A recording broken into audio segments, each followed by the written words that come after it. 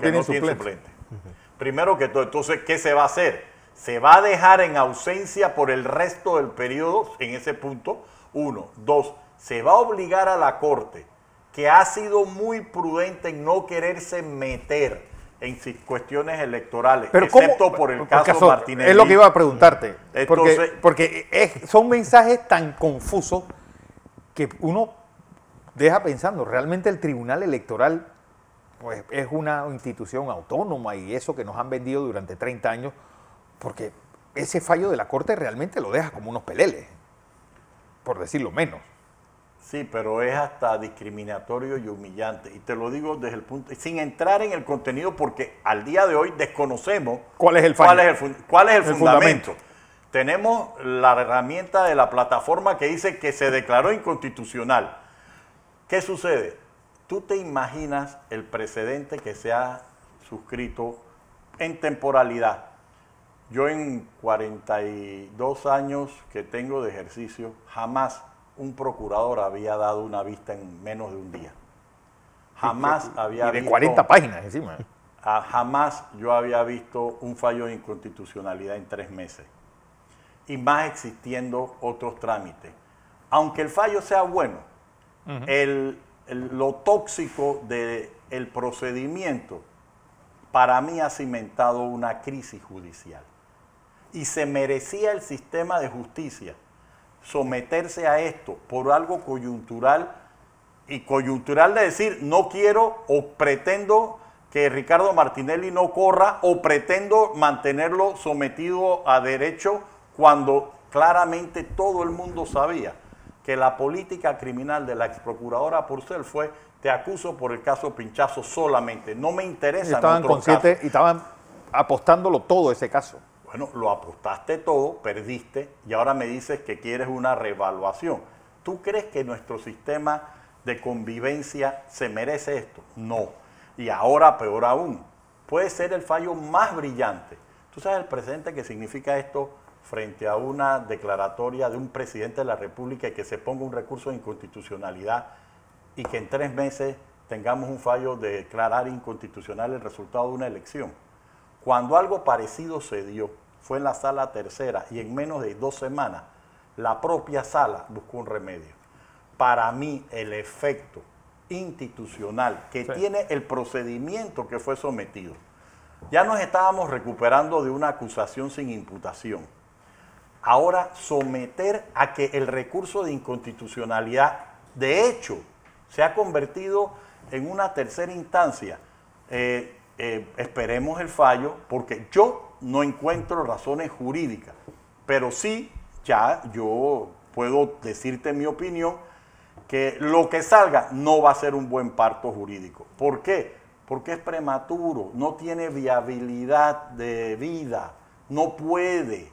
Es decir, vuelvo y te repito, para mí, yo no supero que la Corte haya permitido tres presentaciones de demanda. Cuando tú presentabas la segunda demanda, tú sabes lo que te dicen en secretaría.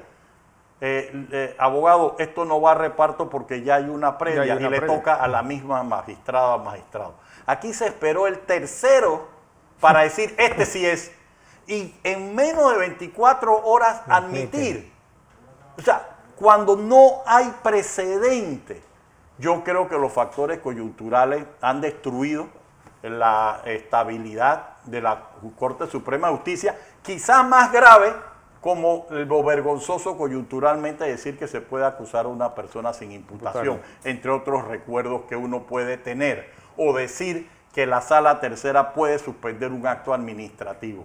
Vuelvo y te repito, esto para mi criterio, por mejor fallo que sea, ha destruido la institucionalidad y la seguridad jurídica en un gran componente, y es lamentable. ¿Por qué? Porque yo tengo acciones de inconstitucionalidad que tienen más de 4 años y están formando fila y se me colaron. Y entonces, y estaban por fallo. Y en ponencia hasta había un caso anterior igual.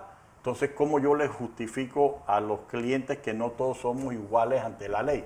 Es verdad, hay diferencias, pero así no. Así no, y yo considero que filosóficamente, que es lo que nos queda, hay que esperar el fallo y analizarlo en el contenido. Pero procesalmente nadie, ningún abogado en este país puede sostener que el fallo cumplió los usos y costumbres o los antecedentes que se tenían. Y eso son responsables los mecanismos, las autoridades administrativas de la Corte Suprema de Justicia. Volviendo al tema de los diputados expulsados, mucho se ha especulado que una solución salomónica puede ser la expulsión sin la revocatoria de mandato. ¿Es posible o son dos situaciones que están íntimamente relacionadas y tienen que ser inalienables?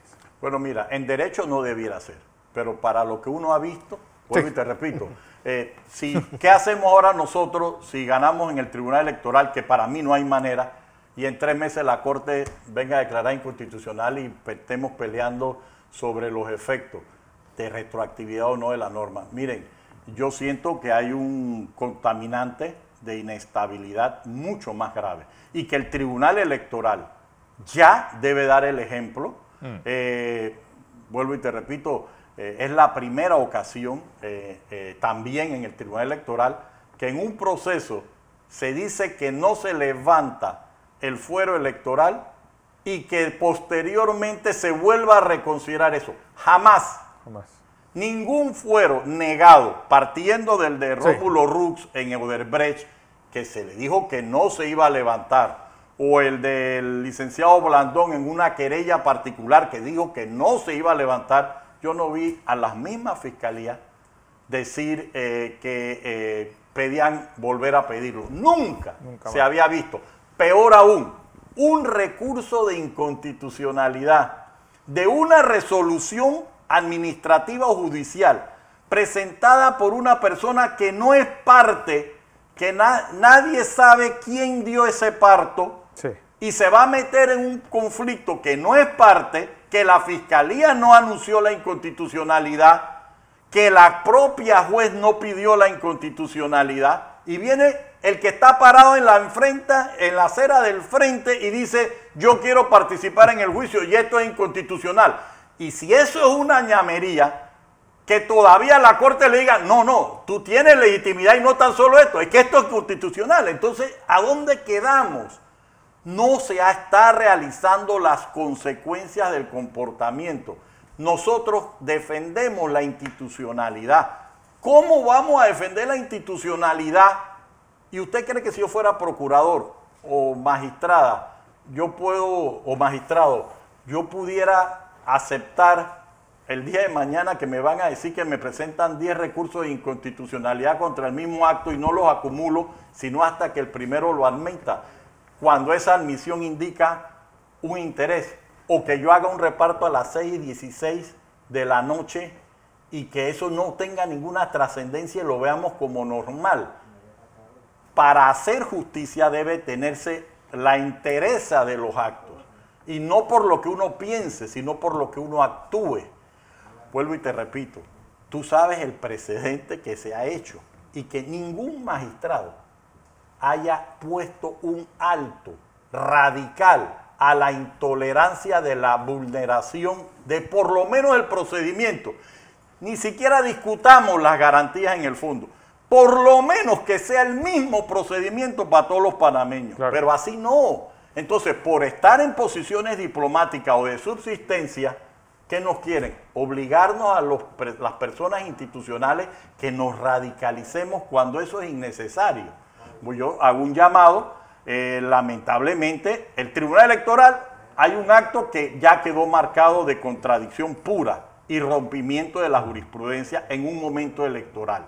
En la Corte Suprema de Justicia, yo quiero saber quién puede defender que se haya dado un fallo de inconstitucionalidad en 3 meses. Y no es la primera. No. También tuvimos 2 casos previos de inconstitucionalidad en 6 meses.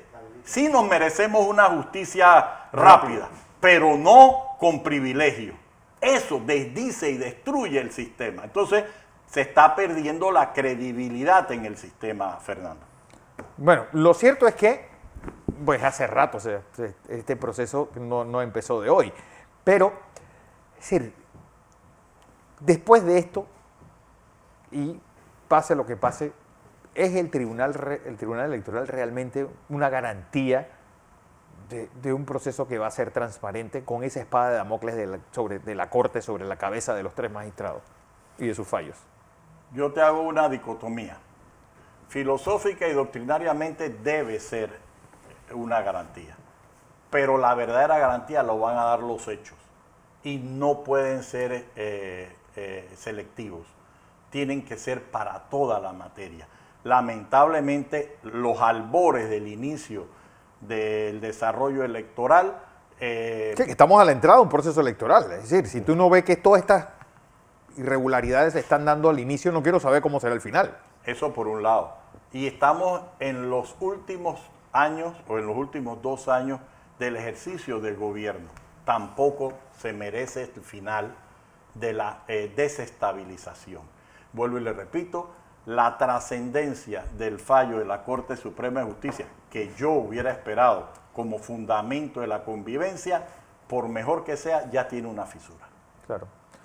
¿Cuándo deben dar ese fallo? Porque anunciaron cuál era el fallo, pero no han dicho cuándo entregarán este fallo. Bueno, tenemos una situación grave que los últimos que nos enteramos del fallo y tenemos copia somos los abogados que tenemos algún interés o somos parte. Primero, antes se enteraban los periodistas, sí, pero ahora se enteran las redes antes que uno. La información que tuvimos por el seguimiento secretarial de los abogados encargados es que se estipula o se planifica que en los próximos 15 días podemos tener copia del fallo. Es más, te digo, quizás demore más tener copia de lo que se demoraron en tomar la decisión. Eso es vergonzoso tener que decirlo públicamente. Yo hago un llamado por lo menos para ver si esta semana nos las tienen las copias para poder interactuar y poder dar opiniones. Ahora lo que podemos opinar es que jamás se había hecho la admisión de 4 demandas contra el mismo hecho, jamás se había admitido en menos de 24 horas, jamás se habían hecho los repartos a las 6:16, jamás un procurador contestaba en menos de un día, 40 y tantos páginas, y lamentablemente se falla y todavía queda pendiente que debe haber principio de sustracción de materia, la inconstitucionalidad de Blandón, o sea que no interesaron los otros argumentos correspondientes contra el mismo acto, a pesar de que se había admitido y era la misma ponente. Esto yo soy muy respetuoso, sí, pero porque tengo que serlo, pero quizás no lo comparto y yo sí tengo que ser radical en eso, aunque no es la forma que uno quisiera para el ejercicio del derecho. Vuelvo y te repito. Ahora, ¿y a qué instancia es recurrible un fallo como este?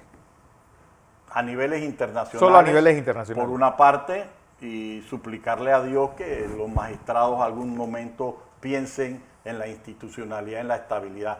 ¿Por qué? Porque uno como profesional lo que responde es con su imagen y con sus ideas y la defensa de las mismas uniformemente.